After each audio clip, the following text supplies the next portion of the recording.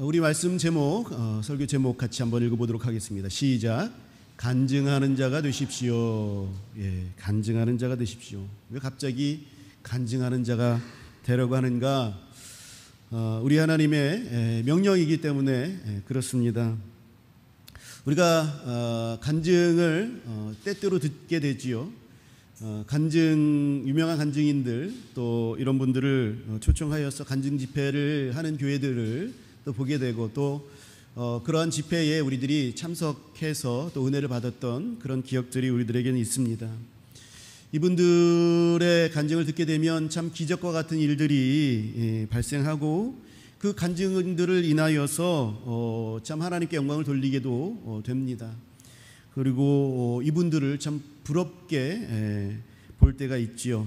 저는 어렸을 때에 이러한 간증자들의 이야기를 들을 때는 하나님께서 살아계시는구나 하는 것을 또 느끼고 또 나도 저런 그런 기적과 같은 은혜를 받고 싶다라는 그런 마음들이 들고 그래서 참 부러움을 많이 가졌습니다.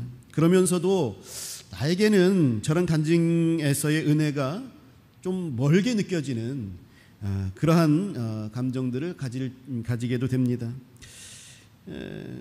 그러다가 제 아버지께서 필리핀에서 선교 사역 중에 겪으셨던 일, 제가 그 필리핀에 가서 아버지와 밤새도록 나눴던 그 아버지와의 대화를 저는 잊지를 못하는데요. 하나님께서 아버지와 그 선교 사역 가운데에서 역사하셨던 일들을 많이 들었습니다. 이때에 들었던 이 아버지의 간증이 어떤 간증 집회에서 들었던 그러한 것들보다도 저에게는 사실적으로 실제적으로 느껴졌습니다. 저희 아버지께서 필리핀에서 사역하시던 초기에 한 현지인 목사를 만나서 그분과 협력하면서 교회를 짓고 성도들을 또 전도하면서 그렇게 해서 개척해서 성장시켜 나갔습니다. 그런데 어느 정도 교회가 성장하자 이 필리핀 그 목사님이 아버지의 동의 없이 이 교회 재단의 그런 명의들이나 이런 것들을 다 자기에게로 돌리고 그리고 다른 필리핀에 원래 있었던 교단으로 돌아가 버렸습니다. 그래서 이 과정에서 이제 당연히 잡음이 있지요.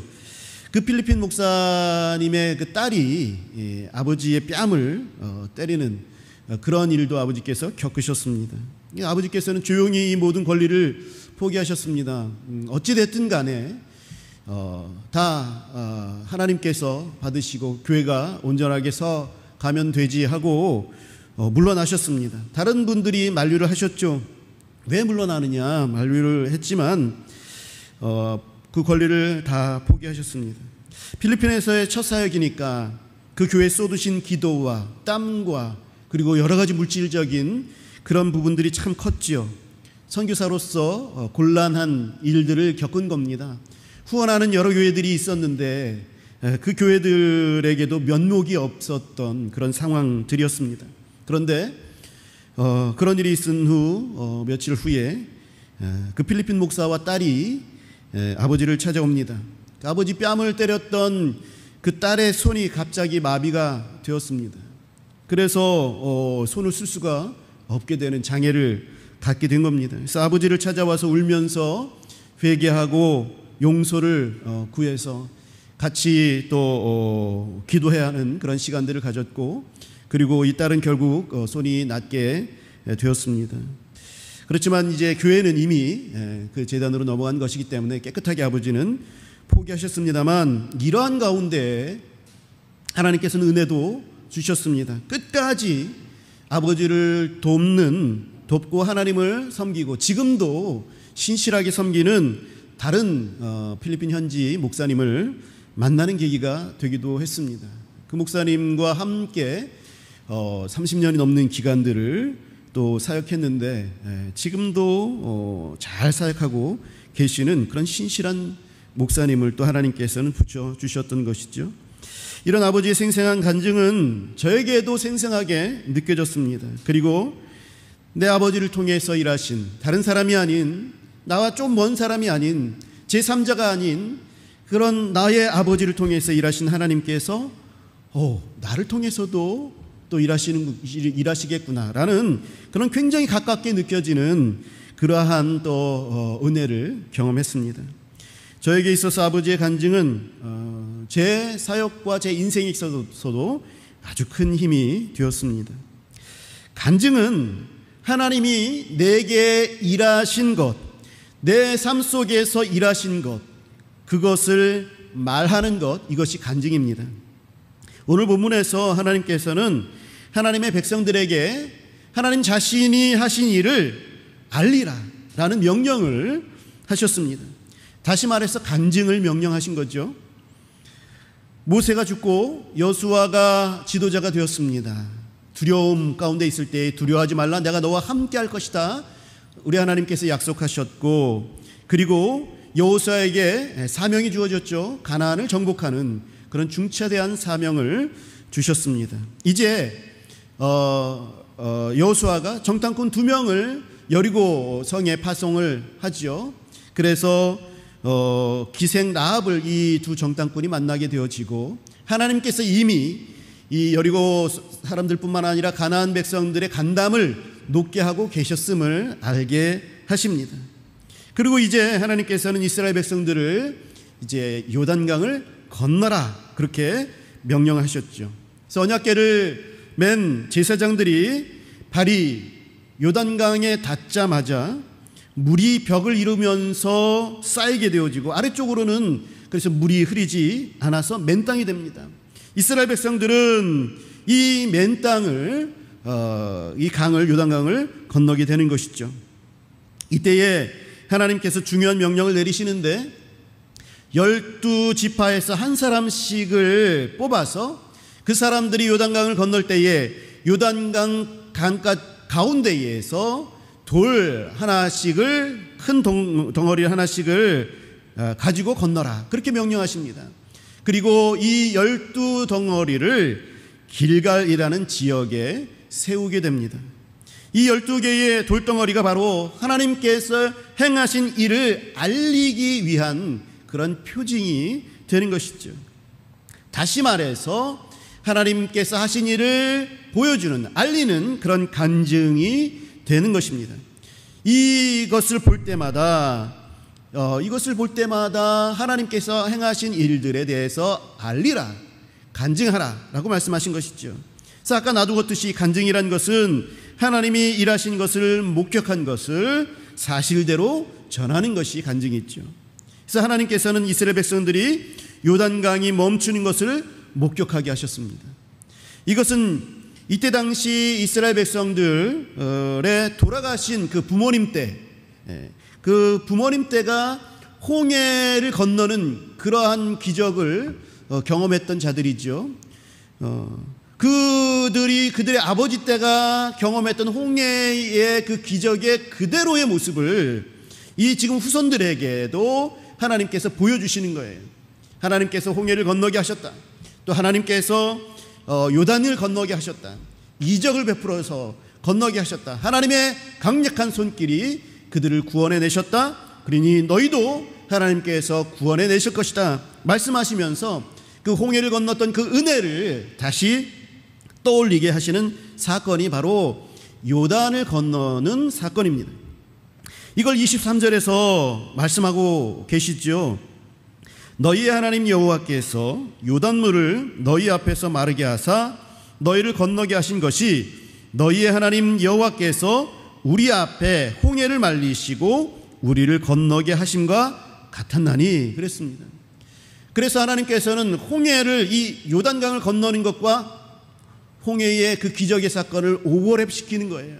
그래서 이집트라는 거대한 제국에서 이스라엘을 건져내신 하나님께서 이제 가나안 정복을 앞두고 있는 너희들에게도 똑같이 역사하실 것이다 라는 것을 알려주시고 보여주시는 그런 것이죠. 부모님 세대들은 광야에서 다 죽었습니다. 지금 이 세대는 홍해의 기적을 경험하지 못한 그런 시대죠. 홍해의 기적은 하나님께서 애굽에서 이스라엘 백성들을 끌어내셔서 또 구원해 주신 강한 의지를 보여주신 사건입니다. 그 사건 그대로를 이제 이 요단강을 건너게 하신 것, 요단강이 흐르는 것을 막고 쌓이게 하셔서 마른 땅을 건너게 하신 것을 통해서 보여주시는 그 능력을 또 알려주시는 사건이 되었습니다. 그래서 이것을 통해서 무엇을 알려주시고자 하셨던가 24절의 말씀에 말씀하고 있습니다. 이 24절의 말씀을 우리 4장 24절의 말씀을 우리 같이 한번 읽어보도록 하겠습니다. 같이 읽겠습니다. 시작.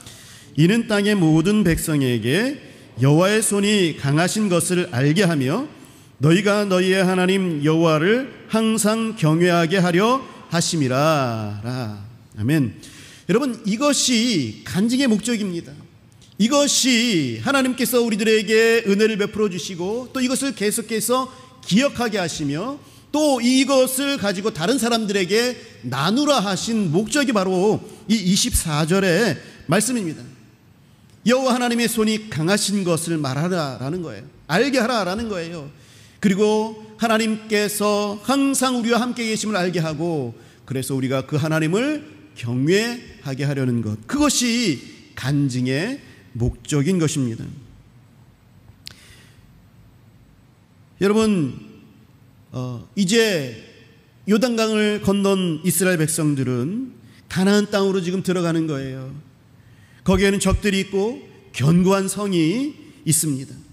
자기 아버지 때의 정탐꾼들이 여기는 우리를 삼키는 곳이고 또 저들은 거인들이다. 그래서 우리는 저들에 비하면 메뚜기와 같다. 그렇게 여겼던 그런 곳으로 이제 들어가게 됩니다.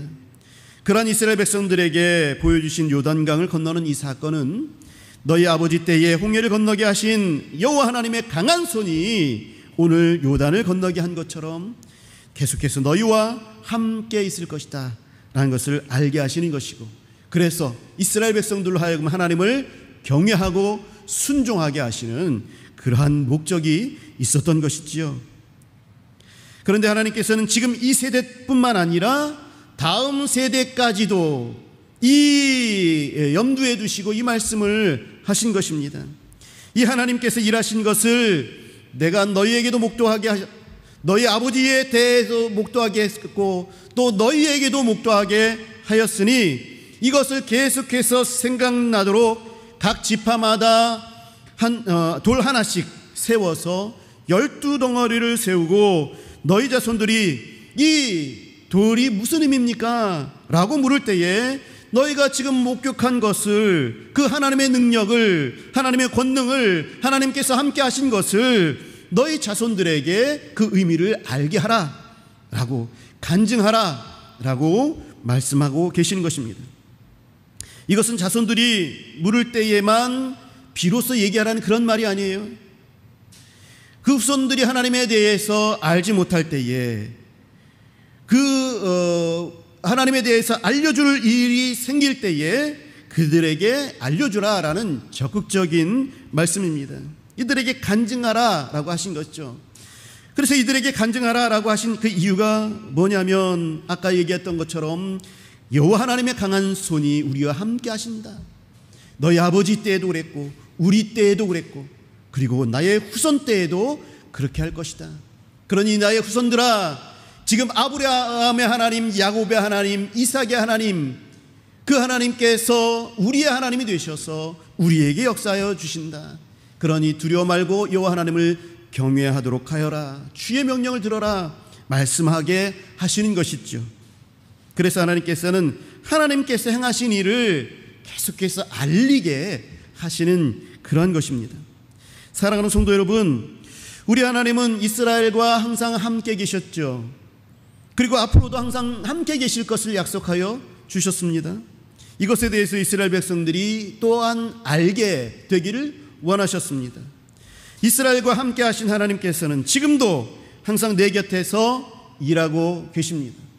우리가 하나님은 나와 함께 계셔 라고 고백했을 때에는 나에게는 하나님께서 함께 하신 그 실제적인 고백이 있기 때문에, 경험이 있기 때문에 우리가 그렇게 고백하는 것이죠.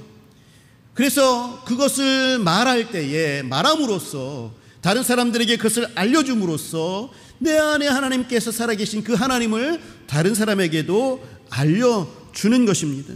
이것이 간증인 것이죠. 우리 주님께서는 우리에게 매번 이스라엘 백성들이 겪었던 그런 엄청난 기적, 홍해를 건너는 기적, 요단강을 멈추는 그런 기적, 이런 것을 보여주시는 것이 아닙니다. 저는 자라날 때에 자주 교회 어른들이 이거 하나님의 은혜야, 정말 이거 하나님의 은혜야 라고 하면서 서로 대화를 나누시는 것을 보았습니다. 가끔은 놀라운 기적과 같은 일들도 말씀해 주시는 것을 듣지만 대부분 평범한 삶 속에서 만난 하나님에 대한 그런 얘기들, 그것을 들었습니다. 나는 이런 일들을 보게 되면 하나님께서 살아계시는 것을 느껴. 이런 이야기들을 나누는 것이죠. 손주들이 할머니 할아버지를 기쁘시게 해드린 것에 대해서 이 아이 손주들이 너무나도 이쁘고 너무나도 하나님께서 주신 것에 감사해서 하나님이 내 마음을 위로해 주시려고 이 선물을 주셨구나 라고, 그렇게 하나님께서 주신 선물에 대해서 기뻐하고 이것은 하나님의 은혜야, 이것은 하나님의 기적이야 라고 말씀하는 것을 듣습니다. 또 어떤 분은 아이들이 자기에게 기도해달라 라고 요청한 것에 대해서도 그렇게 기뻐하는 거예요. 우리 아이들이, 우리 손주들이 할머니 할아버지 나를 위해서 기도해 주세요, 나 이런 문제들이 있는데 이거 기도해 주세요 라고 했을 때 그게 기쁜 거예요. 그래서 그것을 놓고 기도하면서 얼마나 감사했는지, 우리 할머니 할아버지의 기도를 아이들이 바라는구나, 또 그래서 나도 열심히 하나님 앞에 기도해야지, 하나님께서 이런 기회를 주시는구나, 하나님, 이게 하나님의 은혜다라고 하면서 하나님 앞에 감사하는 것을 듣습니다. 또 어떤 분은 먼 장거리를 차로 끌고 가야 했는데 길을 떠난 지 얼마 되지 않아서 차에 펑크가 납니다. 불평할 만도 한데 고속도로에서 펑크가 나지 않은 게 얼마나 감사하냐 하면서 이거 하나님의 은혜다 라고 말씀하시는 것들도 듣습니다. 이렇게 평범한 삶 속에서 만난 하나님에 대한 얘기는요, 절망감을 느낄 상황 속에서 소망을 선택하게 하는 데에 아주 큰 힘이 됩니다.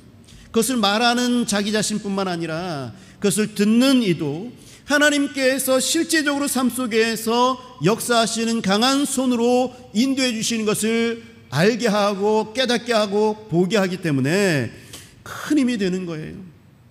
나에게도 하나님이 함께 하셔서 일하기를 기도하면서 내가 아직 굶고 있지 않구나, 내가 아직 잘 곳이 있구나, 내가 아직 의지할 가족들이 있음을 감사하게 되는 거죠.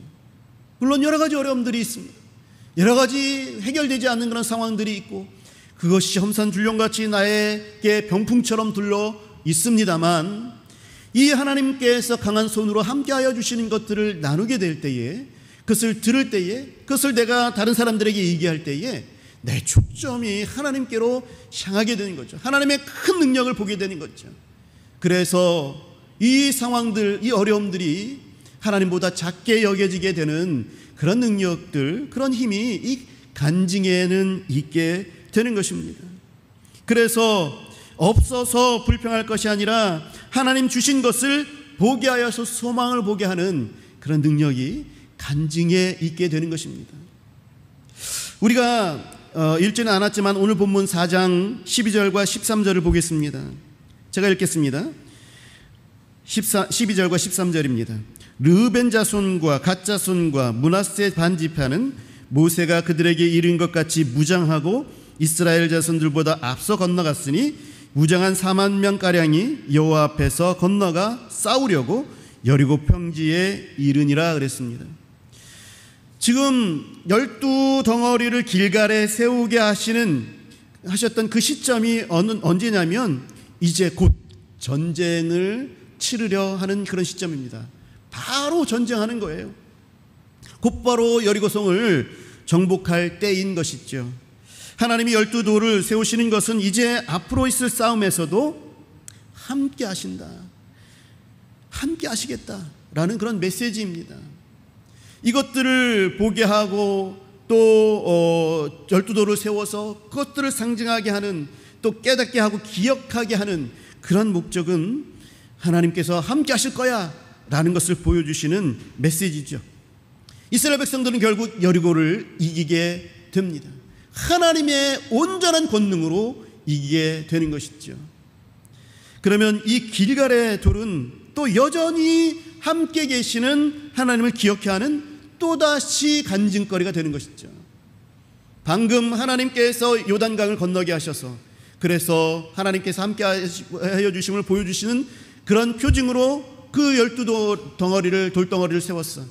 그리고 그것을 바라보면서 하나님을 믿고 여리고성을 정복했어요. 역시 하나님은 살아계셔. 그 12덩어리를 보면서, 돌덩어리를 보면서 또한 하나님이 살아계시는 것을 또다시 확인하는 그런 것이죠. 또 다른 간증들이 되어지는 것입니다. 소망의 간증이 되는 것이죠.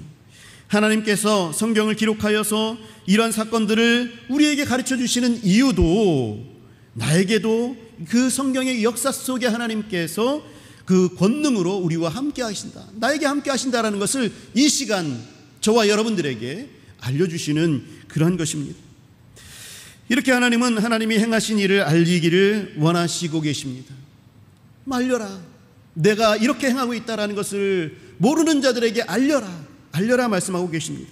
오늘 말씀 제목이 간증하는 자가 되십시오 라는 것이죠.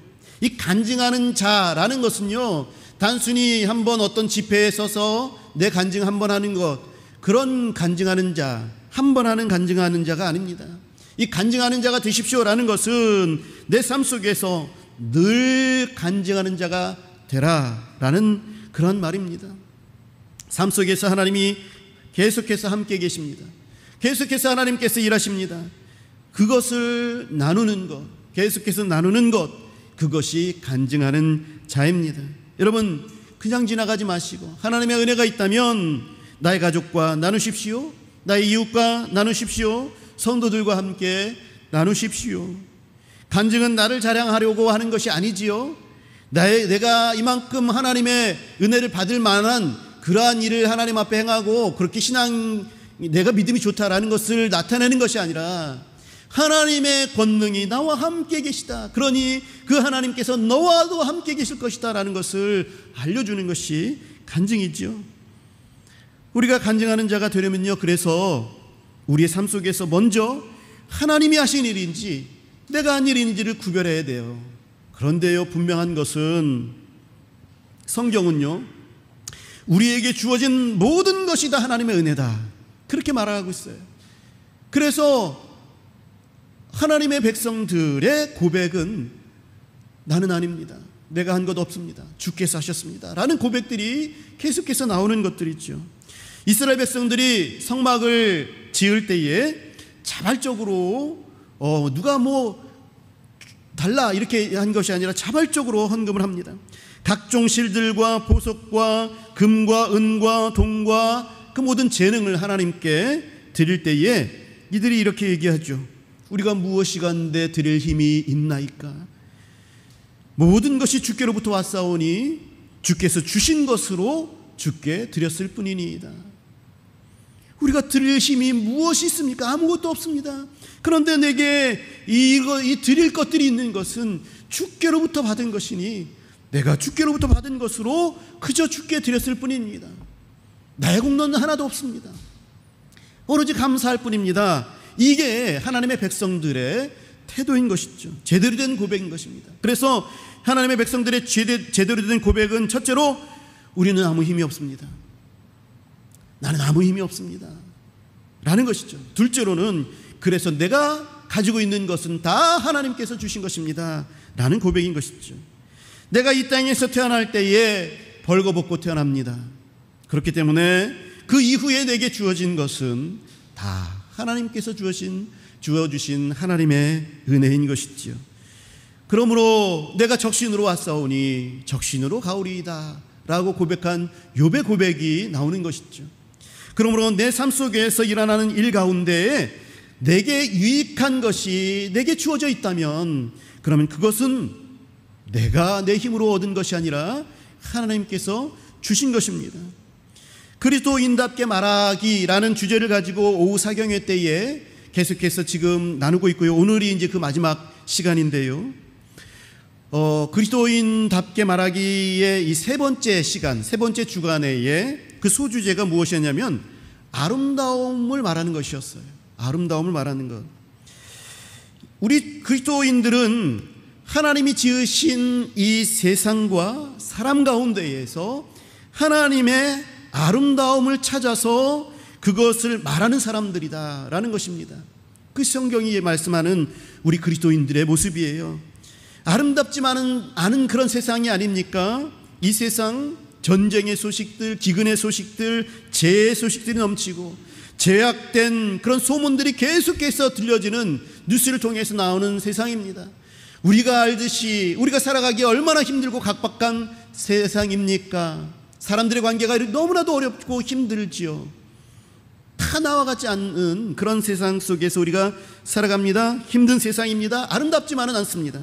그런데 그 가운데에서 예수님께서 목자가 없어 유리하는 양떼들의 고통 속에서 있는 그런 백성들에게 자, 백합을 보아라. 솔로몬의 옷들보다 더 아름다운 옷을 입히셨다. 저 하늘을 나는 공중의 새를 보아라. 심지도 않고 거두지도 않았는데 그들은 하나님께서 먹여주신다 라고 하면서 이 세상에 하나님께서 아름다움을 입혀주신 것을 보게 하셔서 우리들의 관점을 바꿔주시는 거예요. 세상의 들풀들, 백합화들 이런 것들 그냥 흩쳐 지나가는 그러한 것들이었습니다. 하찮은 것들이었죠. 그런데 예수님께서는 그것이 하찮은 것이 아니라 하나님께서 먹이고 입히시는 아름다운 것이었음을 보게 하십니다. 그리고 너희들이 하찮게 보이는 이 아름다운 이것들이 하나님께 이렇게 아름다울진데 너희는 하나님의 백성들인데 그 하나님께서 너희를 더욱더 아름답게 보지 않겠느냐. 너희는 아름다운 존재다. 아름다운 존재인 너희에게 하나님께서 이 모든 것을 더하여 주실 것이다. 약속하고 계심으로 말미암아 우리의 생각의 전환을 주시는 거예요. 아름다움을 보게 하시고 아름다움을 찾게 하시는 것이죠.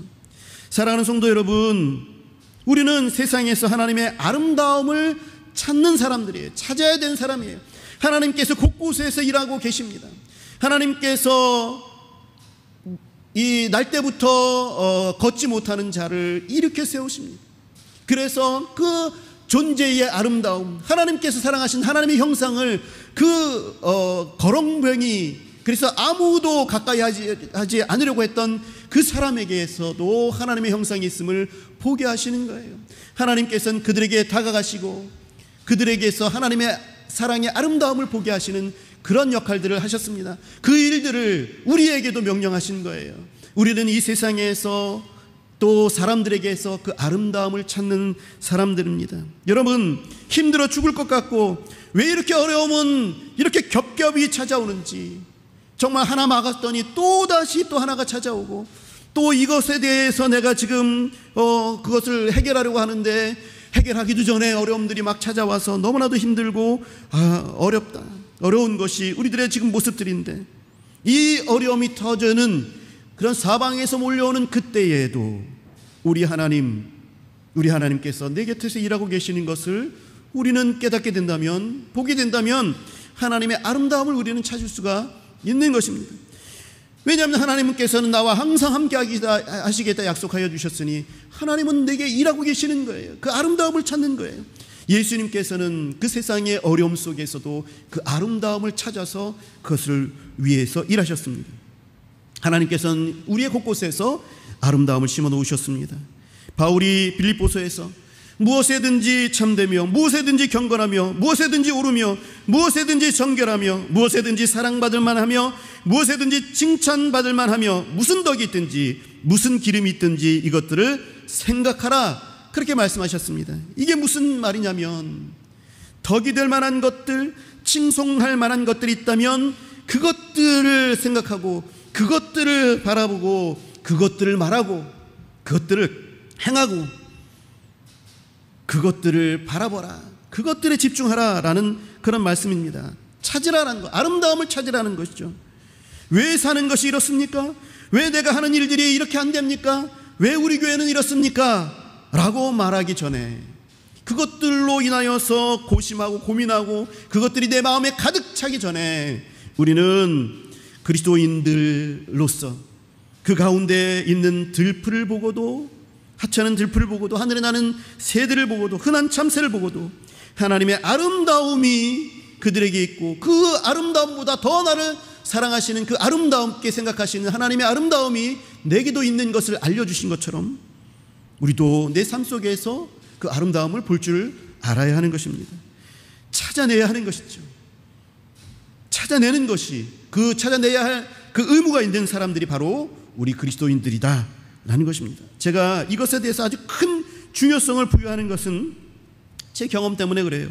청년 때에 사람에 실망하고 교회에 실망한 후부터 제 눈에 보이는 것은 온통 교회에 좋지 않은 것들, 성도들의 말과 행동이 다른 것들, 그렇다고 또 나 자신이 또 잘 사는 것인가, 나 자신도 엉망으로 살고 있는, 정말로 변화될 것 같지 않은 나 자신의 모습들, 이런 것들이 계속해서 내게 들어오고 내 속에 가득 차 오게 되는 것이죠. 그것으로 인하여서 교회를 떠나고 싶고 그것으로 인하여서 모든 것을 포기하고 싶은 그런 때에 신락 같은 빛이 내게 비춰집니다. 사랑의 빛이 비춰집니다. 조금씩 예수님의 사랑들이 보여지게 되어지고 하나님의 아름다움들이 보여지게 됩니다. 하나님의 사랑이 내게 보여지다 보니까, 그 눈으로 세상을 보게 되다 보니까 거기서 하나님의 아름다움이 있었다라는 것이죠. 그 놀라운 거예요. 그래서 내 속에 있었던 온갖 더럽고 추악한 그런 모습들이 다 떠나가게 되어지고 하나님의 아름다움들로 채워지기 시작한 것입니다. 우리는 하나님의 은혜를 간증하는 자가 그래서 되어야 하는 거예요. 아름다움을 찾아서 그 아름다움을 간증하는 자가 되어야 하는 것입니다. 내 입술에서 아름다운 것들을 말하기 시작하십시오. 부정적인 것, 또 불쾌한 것들, 이런 것들을 말하는 것이 아니라 내 속에서 아름다운 것을 말하기 시작하십시오. 상대방의 장점을 정말 칭찬하십시오. 그럴 때에 하나님의 강한 손을 더욱더 많이 보게 되는 거예요. 내 삶이 달라지게 되는 것입니다. 얽히고 설켰던, 복잡해서 풀릴 것 같지 않았던 상황들이 깔끔하게 정리가 됩니다. 왜 그렇습니까? 볼 것과 보지 말아야 할 것을 구별하게 되어지고, 그리고 가야 할 곳과 가지 말아야 할 것을 분명히 인식하게 되어서 나는 볼 것만 보는 거예요. 가야 할 곳만 가게 되는 거예요. 그러니 다른 것들은 신경 쓰지 않게 되는 거죠. 모든 염려와 근심이 내게 들어올 때에 아무것도 염려하지 말고 오직 믿음으로 기도하라 라고 말씀하신 이유가 바로 그것이죠. 기도할 때에 하나님이 보이시기 때문에 염려들을 다 제껴놓을 수가 있는 것입니다. 그렇기 때문에 하나님 붙잡고 나아간 자들은 용기를 가지고 나아갈 수 있는 거예요. 두려움이 모든 것들을 망칩니다. 용기를 가지고 나아갈 수 있게 되는 거예요. 우리 하나님의 강한 손이 보이는 겁니다. 이것을 다른 이들에게 말해줄 때에 나뿐만 아니라 그들도 하나님의 능력, 하나님께서 함께 하심을 알게 되는 것이죠. 이것을 우리 하나님께서 오늘 우리에게 명령하고 계시다라는 것을 여러분 기억하시기 바랍니다. 사랑하는 성도 여러분, 그렇다면 나는 이 하나님의 일하심을 간증해야 합니다. 특히 가족들에게, 특히 성도들과 함께 나누십시오. 많이 나누고 많이 들을수록 나는 더 단단한 자가 됩니다. 이제부터 영원히 간증하는 자가 되십시오. 영원이라고 제가 말씀드렸습니다. 주님 오시고 저 하늘나라에서도 우리는 하나님께서 나를 위하여서 행하신 일들을 계속해서 간증하고 있을 것입니다. 그 천국의 그 모습들을 지금서부터 행하시는, 그래서 오늘부터 하나님의 아름다움을 찾아내리라, 그것을 말하리라 결단하시는, 그래서 그 아름다움 가운데 살아가시는 저와 여러분들이 되시기를 주의 이름으로 간절히 축복합니다. 기도하겠습니다.